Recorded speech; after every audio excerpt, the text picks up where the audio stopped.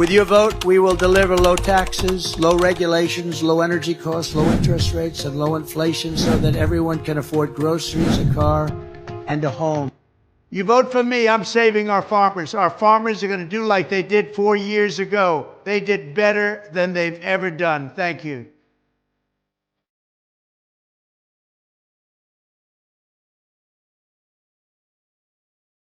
Trump promised a booming economy if he returns to office and asked those in the crowd repeatedly for a union endorsement from the United Auto Workers, who are currently on strike. Do me a favor, just get your union guys, your leaders, to endorse me, okay? And I'll take care of the rest.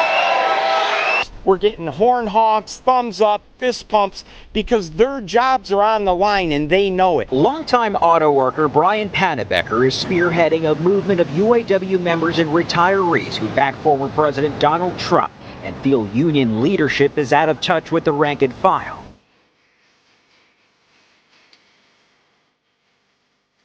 Stellantis is now planning on a combined 330 temporary layoffs between the Warren stamping plant and Sterling stamping plant starting Monday and lasting for weeks. Now, this all stems from the latest tariff news. Keith Kalb starts us off with how auto workers are reacting. Well, Terrell, these layoffs taking place in Warren and Sterling Heights are among the 900 workers in total being laid off by Stellantis. UAW Local 869 President Roman McKinney III told us earlier today that workers are terrified about what's coming.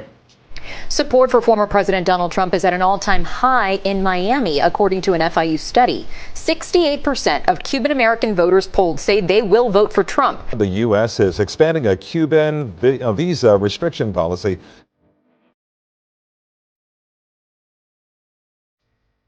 We have a tremendous Venezuelan population. I got 92% of the vote, the Venezuelan vote.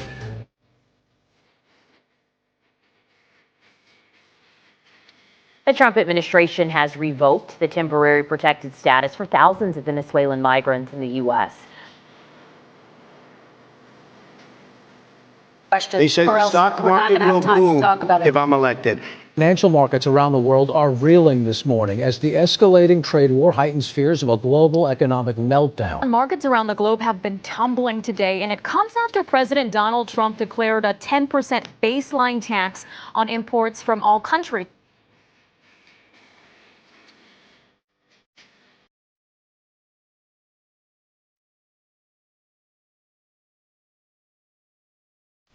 We're working tirelessly to keep our promises to our great veterans. Very important in my campaign and in the campaign trail. The veterans mean so much to me and this administration. A Pew Research poll shows millions of military veterans support former President Trump over VP Kamala Harris, with veterans' concerns and benefits important issues this election cycle.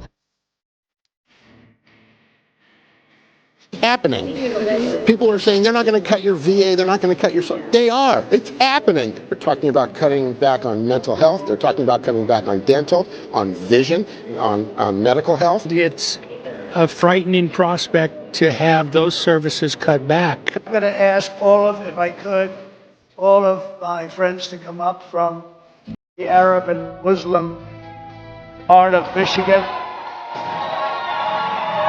And I'd like to give them a big hand because they're going to vote for us and help us win. Thank you. Thank you. Good afternoon, Michiganders. As the president said, we just had a positive meeting with President Trump. We as Muslims stand with President Trump.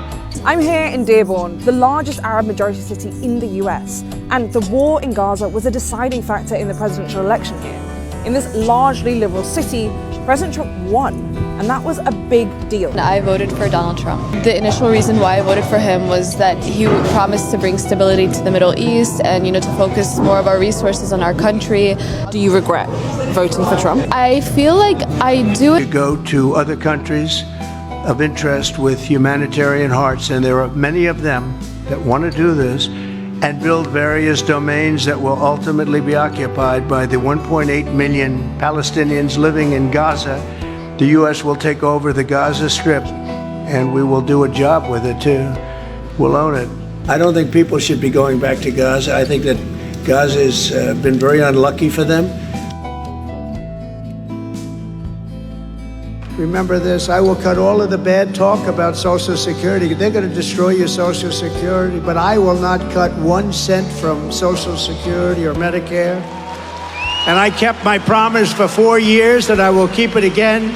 And seniors should not pay taxes on Social Security. And they won't. They won't. Billionaire presidential advisor Elon Musk is calling for cuts to entitlement spending, including Social Security and Medicaid, arguing that the federal programs are plagued by fraud. Speaking to Fox Business, Musk said most of the federal spending is entitlements, so that's the big one to eliminate.